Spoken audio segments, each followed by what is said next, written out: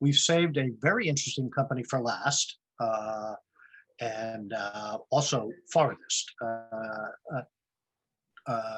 Tooraj Arvajeh. Botched that up. Even though I practiced and even called him up in Australia, I'm not great with sounds. But this is we had not met before, I don't believe, but I noticed that Tooraj and I had 56 shared contacts on LinkedIn. And then I started to dig into his background and found out he was a founder of Block Power, a solar and energy efficiency developer here in New York. And he has created a company that is providing a unique form of financing that fills an enormous hole. So in terms of where the opportunities, it's not just building projects, but financing projects and also insurance for companies, not just projects, but funding and working capital for companies that manufacture equipment. So Tooraj from Australia, in the middle of the night there, can you tell us what Pearl Street does? Sure, sure. Can you hear me, Tom? Hi, everyone. First of all, I'd like to thank Peter Fosaro, my mentor, for the opportunity. My name is Tooraj. I'm the founder and CEO of Pearl Street. Pearl Street is a scalable financing system for cleantech startups. Right now, over 30 cleantech startups using our system, and we have helped them raise over $35 million in equity and non-equity financing. And building any startup, if you're a founder, I hear you. It's into success is challenging, and when it comes to clean tech, it's hard, if not brutal. Clean tech companies, as mentioned by Christine as well, they need lots of capital for lots of different things. In addition to hiring a team, for instance, they need capital to pay for physical assets such as equipment, sensors, real estate, raw materials. So the diversity and intensity of capital have made them a poor match for the Silicon Valley venture capital model. And recently I was listening to a podcast by Michael Siebel, who is the CEO of Y Combinator. And Y Combinator, if you know, had invested in over 2,000 companies. He recently admits that Silicon Valley is built to fund software companies, not hardware. And so, venture capital at one point, they kept pouring money into cleantech and hoping for big exits. From 2006 to 2011, they spent about $25 billion funding cleantech companies, and they lost half of their money. And the problem wasn't the lack of equity funding. The problem was the fact that startups were just using equity only as the source of capital. And so in the earlier stages of a clean tech startup, it makes sense to use equity because there's so much uncertainty involved. However, later on, as the company grows and it starts to scale, it does not make sense to use only equity. And then when we look at the non-equity side, the alternative investment world, and we see founders and clean tech startups start looking at the outside of the conventional venture capital financing model. Capital structuring and diversification also means extra work for founders. Just learning how to raise venture capital is a major learning curve for most first-time founders and entrepreneurs. Raising equity from venture capital is very, very different from raising debt from, let's say, project financiers or lenders. As an example, a startup's technology or innovation is considered a competitive advantage for equity investors and VCs, whereas it's considered a red flag and a risk for debt providers and lenders. So so VCs and later stage lenders use different metrics and speak different languages. As a result, we always say, hey, clean tech entrepreneurs need to be bilingual when they do fundraising. And frankly, there are very limited resources out there for raising non-equity and alternative investments for founders. And so that's why we see a bit of a problem in this space. There's an oversupply of poorly structured projects, and often these projects are perceived as high risk for by lenders, and as a result, there's a most of the capital solutions are not sufficient or cost effective, and even though many of these clean tech startups that we work with have healthy businesses and profit margins, and they're still facing funding gaps, or as Christine mentioned, the value of debts that they have. And so clearly there is a need for innovation here, especially fintech, because you have innovative, hardware-based, capital-intensive cleantech startups, and leading the way, right? And the capital market, frankly, is a bit behind. So, so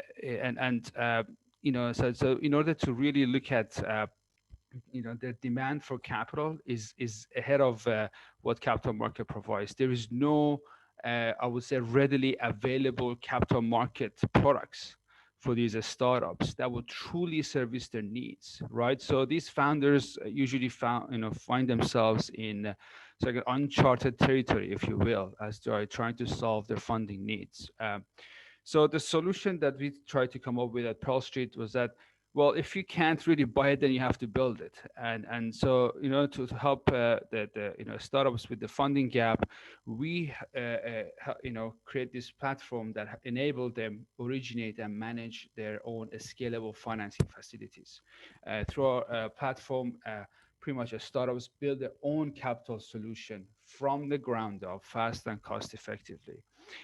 So the way it works is that our financial structures split the company's business into different cash flow streams and aligns the incentives between venture capital investors and non-recourse lenders, right? So venture capital investors like hardware when someone else is paying for the hardware, and lenders like startups when someone else covers the downside risk.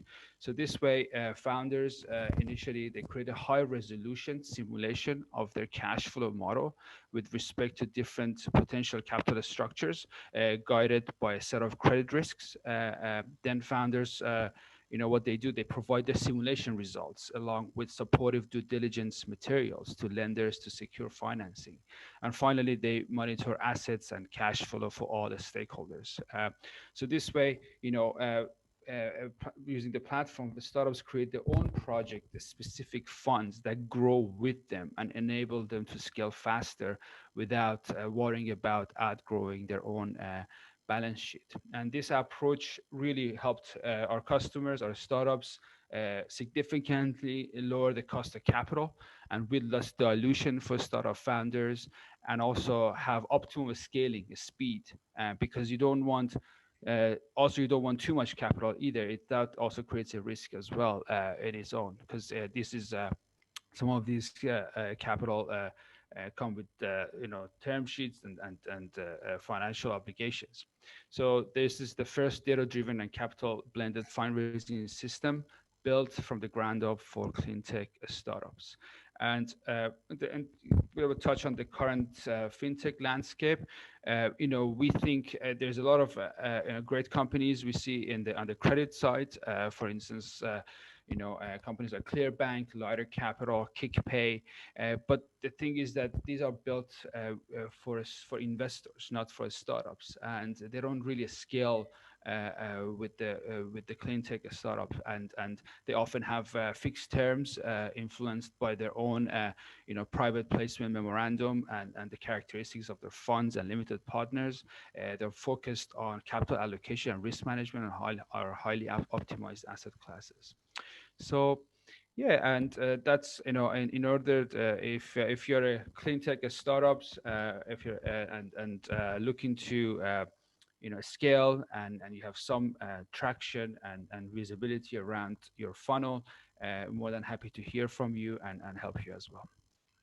Oh, great. By the way, how's the baby? He's doing fine, thanks. I think he's just sleeping right now. This is something you've gotten used to. No. Yes, sleep will return. So you're saying that companies with hardware should contact you. Could you give us like a clear example of a company that has come to you in the financing that you arranged for them? Sure, absolutely. So we work with a company that tracks food supply chain using IoT sensors, and they manage food waste, they manage quality of food, but their hardware, obviously they have tracking systems. They look at temperature, humidity, location. They're expensive. And so when we looked at their financials, we realized we're spending 30% of their equity fundraising on buying these sensors.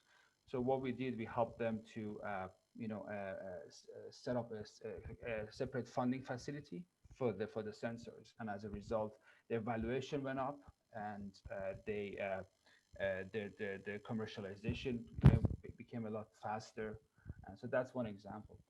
Another example is looking at an innovative HVAC company and helping them with the inventory financing for their products. Is it inventory that So is on their balance sheet or inventory that's been installed at a customer location?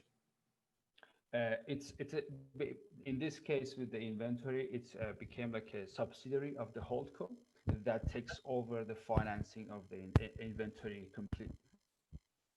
Okay. And what size ranges of companies do you think you would like to serve in terms of the financing facility? Absolutely. The smallest Usually, I facility. would say post seed revenue matters, but in some cases we work with pre-revenue as long as the company has clear evidence for the traction, because that's what matters for, especially for lenders that we work with. They like to see there is some cash flow credibility when we look at the simulation of it. So in terms of facility size, would you look at $1 million? Is that Yeah, your absolutely. sweet spot? It ranged from like it's like pretty much like pace. It started from the minimum that we've dealt with is about 200K and 250, all the way to like we have 20 million as well. So would your investors be interested in refinancing a whole bunch of equipment? Let's say a company has gone and installed and equipment, and would you be able to do a packaged deal for that? Uh, that's not something that I can say on their behalf because we are not lenders, but we work with them. So it's something that I can ask. I don't know the answer yet to that. What can you tell us about the people you go to, or do they come to your platform to fund opportunities? And what sort of investors have you been able to attract? Mhm. And one of the key questions, and what does it cost? What interest rate or yield is being sought by your investors? Sure. So on the sort of non-recourse lender side, the interest ranged from 8% all the way to like 22%, depending on the stage of the company and the risk factors. So that's something that again is communicated between the startup and the investors and lenders. Um, and so just want to make sure I understood your first question, Tom. Can you repeat because there were two questions in there. Would it just What are the nature of the investors that you've lined up that you can bring a company to?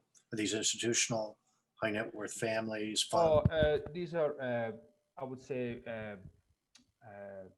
they're not institutional investors. They're usually family offices and small to medium type lenders that specialize in inventory financing, working capital, equipment finance, and yeah. Well, we hope to see you back in New York with family in the near future. It is a New York company. What you've heard about today is Pearl Street, Perl Street. I posted the URL because it's a little hard to find. But what we didn't have time to get into is the other things that's affiliated. So Tooraj and his friends have also been the backers and creators of something called Urban X. But there's only so much time. He's going to have to come back next year and tell us more about that.